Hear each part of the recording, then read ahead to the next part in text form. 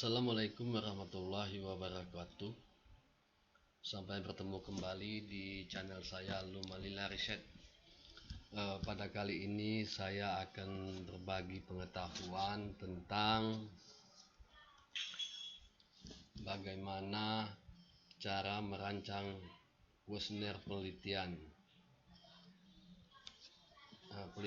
tesis dengan mengaitkan teori dengan fakta lapangannya.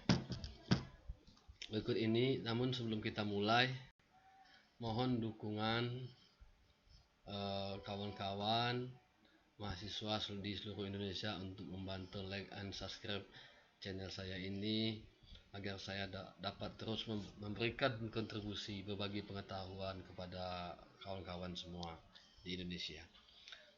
Jangan lupa like and subscribe channel saya ini. Sekali lagi mohon dukungannya untuk memberikan like and subscribe channel saya ini. Oke, langsung saja kita mencoba merancang sebuah kuesioner penelitian.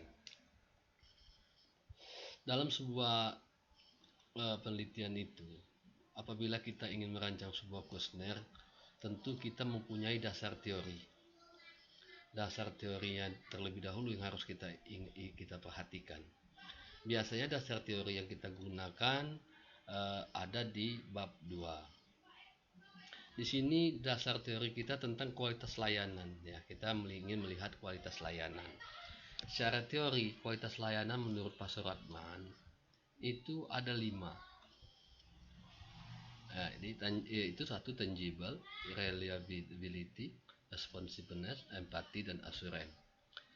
Inilah dasar teori kita yang kita harus perhatikan terlebih dahulu. Biasanya dari dasar teori ini dia akan muncul kembali di bab 3. Nah, ini bab 3. Di bab 3 di definisi operasional.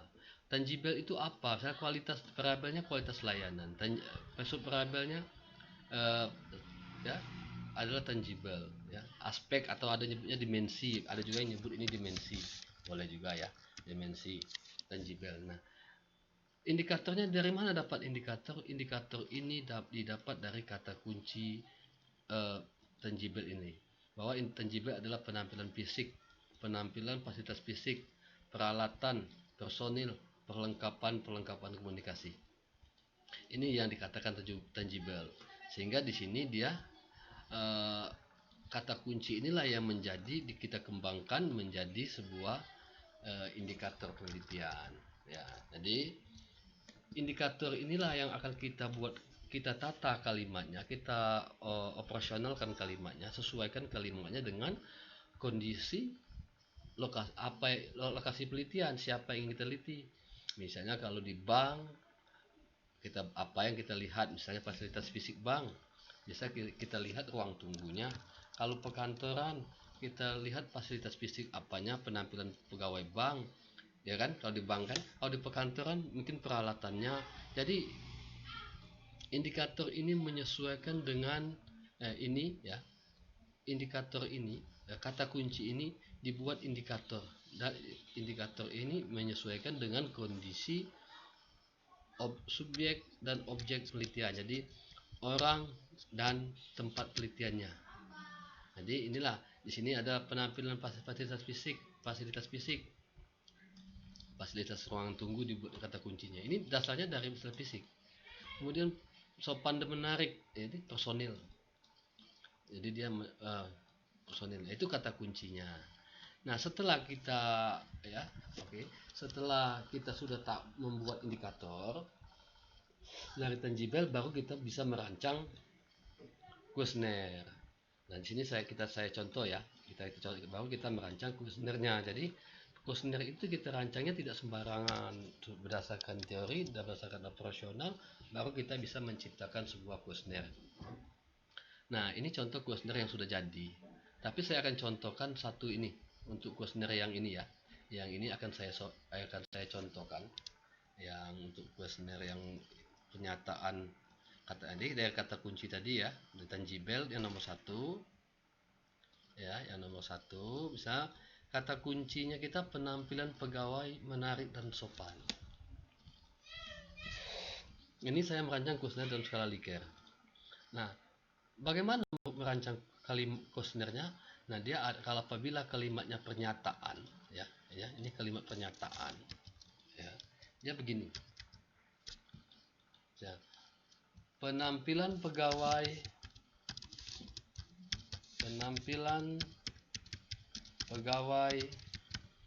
kantor pegawai kantor sopan dan menarik, ya, sopan dan menarik dalam memberikan pelayanan. Nah, itu dia tanda seru. Ini kalimat pernyataan. Sehingga nanti responden tinggal memilih jawaban setuju tidak dengan pernyataan ini, setuju, tidak setuju, cukup setuju, sangat setuju, dan setuju, sangat setuju, ya. Ini kalau untuk pilihan jawaban ini skala Likert yang kita gunakan. Ini juga bisa skala Goodman, ya, bisa juga digunakan skala Goodman. Sering kadang-kadang itu bisa disesuaikan dengan skalanya masing-masing, ya. Di bab 3 biasanya kita, jadi proposal kita mau pakai skala apa, jadi disesuaikan aja. Tapi ini gambaran garis besarnya saja bagaimana cara merancang kuesioner itu. Nah, apabila kita membuat kalimatnya dalam menjadi kalimat pernyataan, ya, misalnya ini pertanyaan, pertanyaan kita rubah kata-katanya. Apakah penampilan pegawai kantor titik-titik, ya, sopan dan menarik dalam memberi pelayanan? Kita buat kalimat tanya. Nah, untuk jawaban, ya, di sini juga bisa kita menggunakan skala Likert juga bisa, atau membuatnya jawabannya iya dan tidak juga boleh, ya kan? Apakah pegawai kantor ini jawabannya iya, tidak, misalnya. Itu juga bisa, ya. Kalau kita mau jawaban seperti itu juga bisa. Jadi pilihannya, misalnya pilihannya iya atau tidak. Nah, seandainya kita mau merancang dalam bentuk kalimat apa istilahnya, pertanyaan multiple choice pilihan ganda, gini aja kita rancang aja gini. Misalnya ini awalnya tangible, kan, awalnya kita ini kualitas pelayanan. Ya, kalau kita ingin merubahnya menjadi kalimat multiple choice, kita buat gini. Misalnya sopan, kualitas pelayanan yang baik, ya. Kualitas pelayanan yang baik harus memperhatikan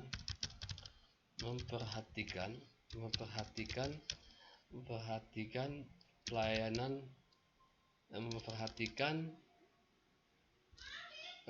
kualitas pelayanan tangible, ya, gini ya.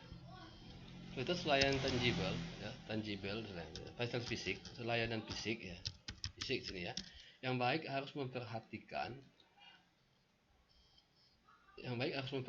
atau kualitas pelayanan fisik yang baik harus memperhatikan, nah, ya, datanya, ya, memperhatikan.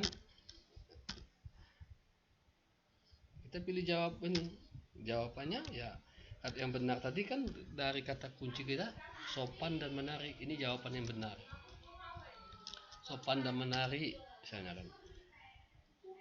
Cepat, atau kita pilihannya kedua B, cepat, misalnya kan.